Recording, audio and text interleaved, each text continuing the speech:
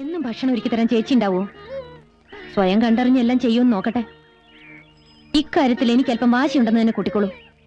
ദേ, ഭക്ഷണത്തോട് വാശി പിടിച്ച് ഇങ്ങനെ പട്ടിണി കിടക്കരുത്. അത് ദൈവദോഷ.